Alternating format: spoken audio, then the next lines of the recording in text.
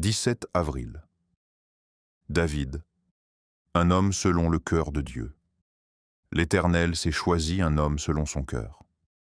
1 Samuel, chapitre 13, verset 14. David est un homme à imiter. Nous le considérerons, entre autres, en deux occasions particulières où nous pouvons suivre son exemple. Premièrement, regardons-le un jour où il revient à Jérusalem avec l'arche de l'Éternel. Son cœur est rempli de joie, car cette arche qui leur avait été enlevée par les Philistins revenait en son lieu. Elle représentait la présence de Dieu. Cette arche avait attiré la bénédiction sur la maison d'Obed-Édom, et maintenant elle rentrait dans la ville de David, au milieu des cris de réjouissance et au son des trompettes. Le roi ne craignit point de quitter ses vêtements royaux pour accueillir son Dieu, lui reconnaissant une royauté supérieure à la sienne.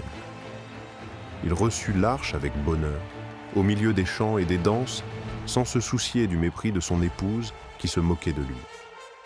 Je crois qu'à son exemple, nous ne devons pas nous laisser arrêter par quoi que ce soit pour célébrer le nom de Jésus, lui qui nous a rachetés.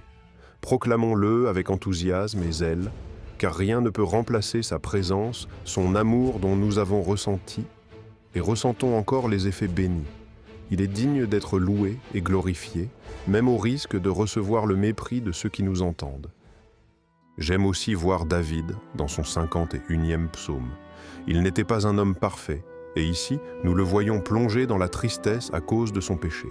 Il ne craint pas d'avouer son erreur et implore sa purification, et cela du plus profond de son être. Il demande à Dieu d'être restauré, sans considérer ce qu'il peut lui offrir, car il dit « Si tu eusses voulu des sacrifices, je t'en aurais offert, mais tu ne prends point plaisir aux holocaustes. » Les sacrifices qui sont agréables à Dieu, c'est un esprit brisé. Ô Dieu, tu ne dédaignes pas un cœur brisé et contrit. Psaume 51, versets 16 et 17.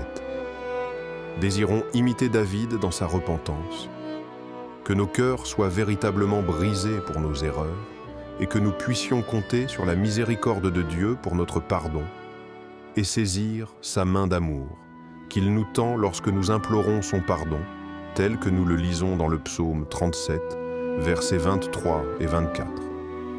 L'Éternel affermit les pas de l'homme et il prend plaisir à sa voie. S'il tombe, il n'est pas terrassé, car l'Éternel lui prend la main. Comme David, ayons des dispositions selon le cœur de Dieu. Il nous bénira